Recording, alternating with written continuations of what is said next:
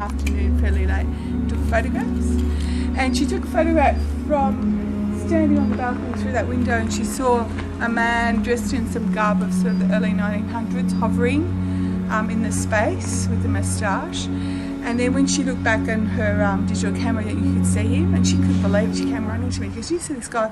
I said, "Yeah, it was a guy. It was a real guy, you know." And wow. So I know that Eva Stone got married to a guy who was in World War One, and he was gassed with mustard gas. Oh. And he came back useless, unfortunately, and died in the house. So and she had to raise all the kids. The other thing too, the Morrises that lived here lived in what was now the museum. Yeah. And Mr. Morris had a few businesses. Yeah. Down the road in Smithfield, he had a village room, he had a hairdresser, he had a few things, and then. After a while, because the little town centre grew and there was a few more shops that were rivals, and his business burnt down, and he thought it was deliberately arson. So he never quite recovered from that. Anyway, the Morrises, there was him, his wife Florence, and his daughter Maisie. And one morning he went out to get the chickens, the eggs from the chickens or something like that, and he went to the back of the property, which is somewhere around here. Yeah. And he didn't come back, so they went looking for him and they found him dead.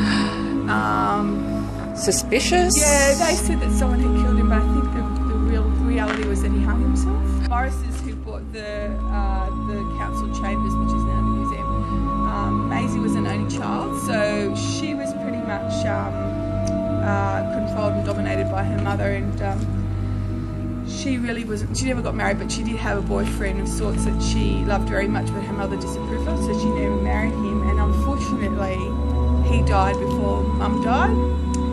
So he died first, and then Mum died, and then Maisie died many years after that. And the beautiful part about it was when she died, they actually buried her with him. So that's really sweet. That is lovely. True love always finds a way, doesn't it?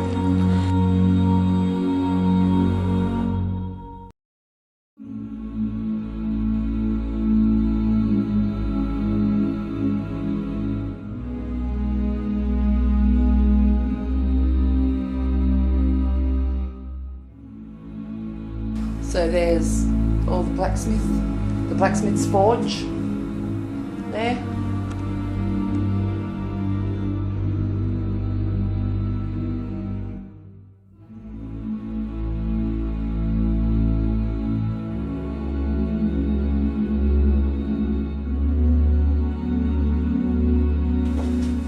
This is Peggy, the blacksmith's cottage. I'm going to give her a ghost box a go.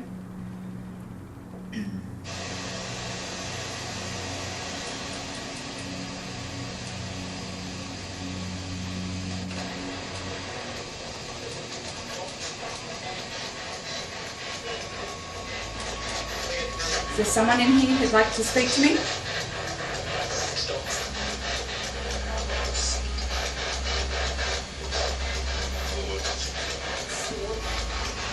can talk through the ghost box.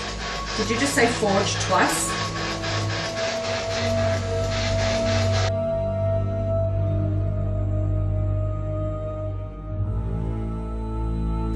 So Linda just did her lone vigil in here, and talk us through it, Linda.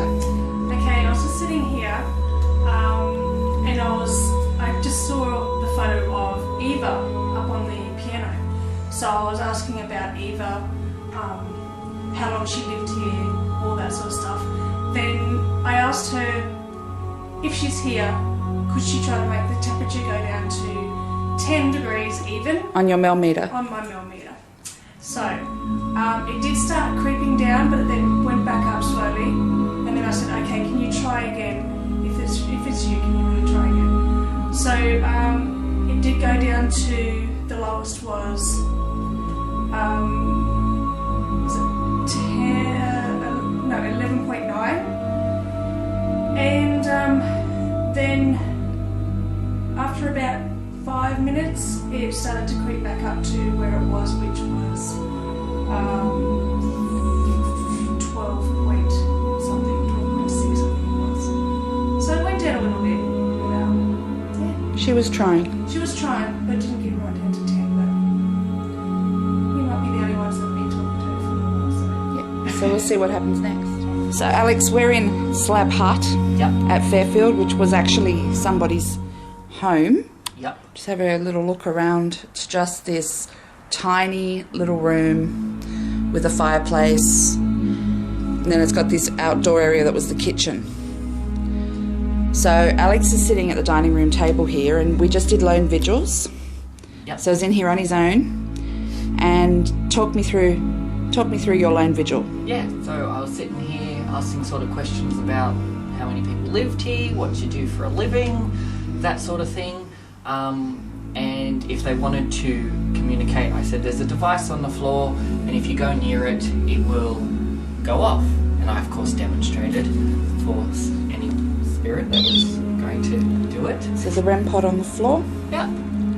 And then a little bit later, it went off as if what you just did then, it just beeped. So there's no electrics in here at all. No. We know that because there's no power in this room. And your phone switched off.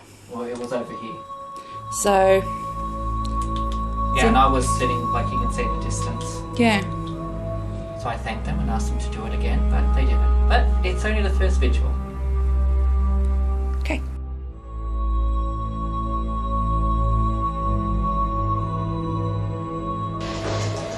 This is my friend Pete. Hi kids. I'm the substitute teacher today. So what I want you kids to do, let's play heads down, thumbs up. I just heard scared. That's not right.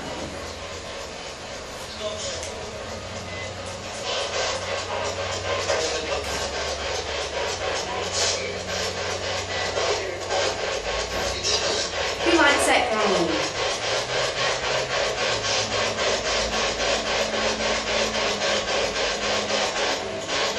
Raise your hand up if you like that game, like me.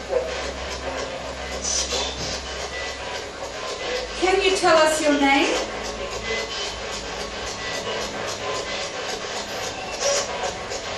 Yes? Can you say how many kids are in here?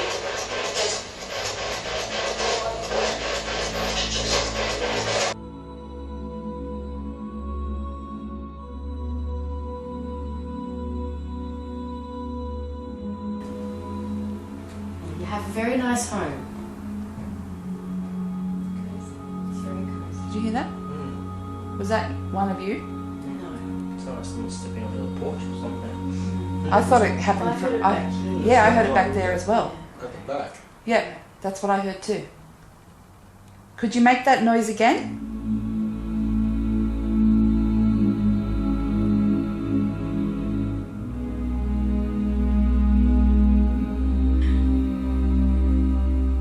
How was your first lone vigil, What the hell Tony? was that? Did anyone just touch that? What happened? Like a That, yeah, no, the whole thing. I thought you touched it. No, I didn't touch it. That looked like it got Like, it moved. moved.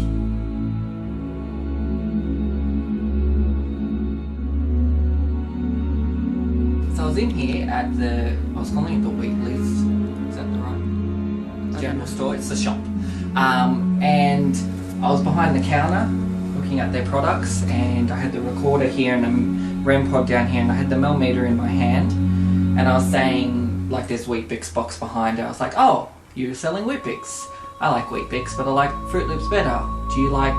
What do you have for breakfast? So just asking questions. And when what I think, went to something it liked, like I would mention it, the temperature would spike by quite a few degrees. Like, give me an example. Well, okay, So what was the starting temperature? 11.1 when I started it. And what would it spike to? The first time it spiked to 15.3, I think. So that's That's huge. huge. And I'm like, so So I was a bit confused. I'm like, is this going, like, am I touching it? But like I held it well away from me. We went through chocolate and all sorts of things. And there's no heat or anything in here? No, there's one light, but it's here. And it wasn't right on? above me. It wasn't on. And yeah, I couldn't feel anything.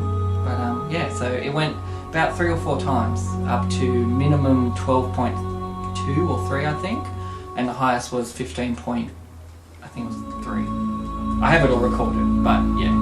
And then it would slowly come down again. Back to 11? Back to, yeah, about the 11. Okay, so Scott, you were in here earlier and you were just exploring, weren't you? It wasn't an official vigil. No, just exploring before we got started. Where are we? We're in Caversham Cottage, and basically I just had my laser grid on, just set it on the ground, pointing up at the wall, and it started doing this. Now, why would that be unusual? Well, for starters, when you turn it on, it's got a pressure battery that you push down on, pressure switch that you push down on, so for that to go off, you need to actually release the pressure, and also it had fresh batteries in it, so it can't have been the battery going. And these are the same batteries now, aren't they? So, and it's working perfectly. Yeah, it's working perfectly fine. Was it just the flicking on and off? You didn't see any shadows or anything No, break no the shadows, streams? nothing yet, but just the on and off, which was never seen it before.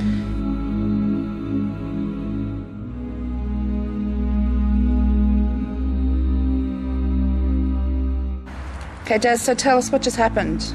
Well, we were just back up at base camp, which you can see behind me over here, and the shadow detector, which is still going off in there at the moment, just started going off its tree. We could hear a weird noise. There was no one in there. We heard it go off, so straight away something's in there. Went running down, Scott was behind me.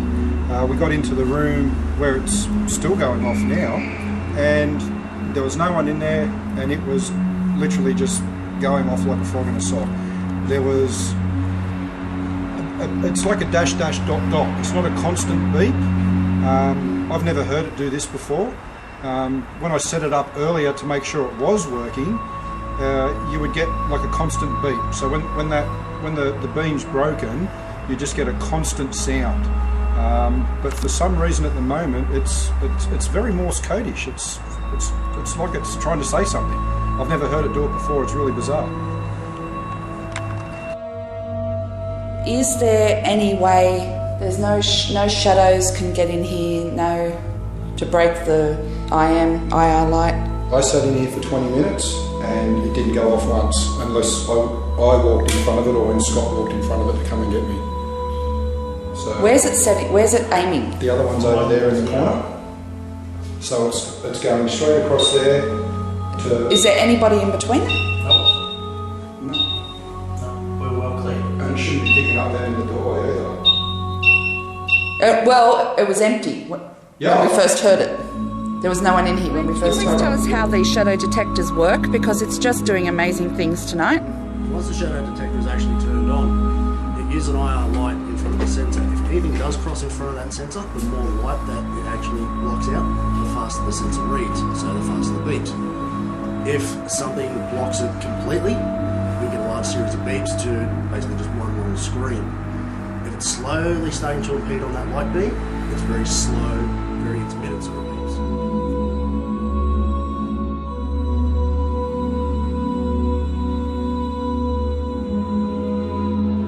So in here before, it was 2.6, and I thought, okay, maybe it's just the room, like we don't know what it is at a base. And as soon as I stepped out the door, it dropped to 0. Now it's 6. The camera's next to it. It dropped to 0. What was it, 4? Yeah, but in now here, it's climbing up again. yeah. And really quickly. This is amazing. Really quickly. Is it back on 2? Yeah. When that's going off. So we've got the shadow detector going off, and we've got the millimeter up to 2.0, 2.1. It's still climbing. It's hard to see it clearly.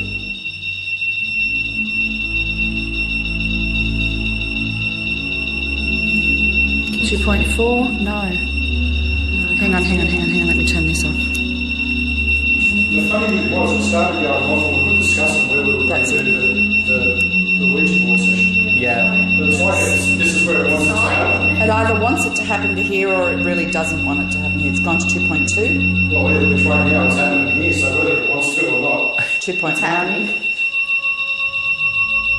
2.0, so it's going back down again now. There's no power on in here, nobody's got their phones on. There is whatever that's on the wall. 1.8, now it's going down. How bizarre. It responds to my laser group. Okay.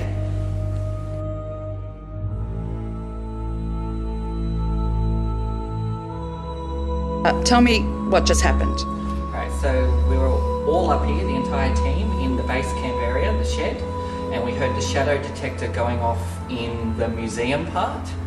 So we all went down. Councillors' chambers. Oh, councillors' chambers. What used to be the councillors' chambers. We all ran down and tried to debunk what was happening with the shadow detector. Had some really interesting stuff happen there, but we also took the psychic board down as well.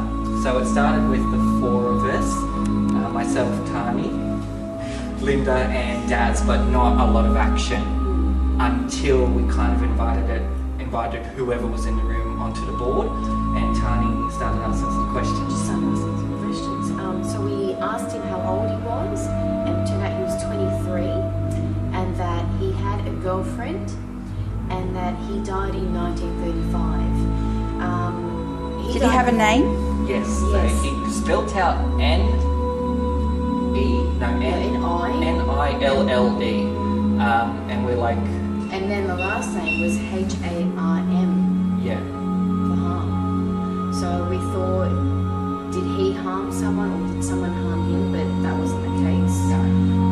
And then we moved on from that, and it turned out that his girlfriend lived longer than him, and that she died at the age of 84, Yep. and that now in the afterlife, they're together. Yeah. And from what we could gather, he said his name was Neil. He was an artist of some description. He likes that it's now a gallery. We're not sure the connection to this land or the building. He couldn't quite give us that just yet. What else came up? Oh, the dog. The dog. Yeah. The dog. All right. So we asked him if he had a pet, and then eventually asked him if he had a pet dog. And I said, You said "Is it. it a cattle dog?" And he went to no. And then the planchette went to the colour blue, and it was all of us. We just shouted out "blue healer," and it's gone straight to yes. And we just thought, "Oh my gosh, that's Yeah. really exciting." So it started off quite slow, but became quite coherent. in the So end did as you well. know that while you were, at the exact time that you said, could you tell me your name, and it went to N, Yep. and you said, did that start with an N? In Morse code, on Scott's Morse code decoder, the shadow detector said yes, N. Yes, and. Okay, well that's pretty interesting. Yeah, no, we didn't know that.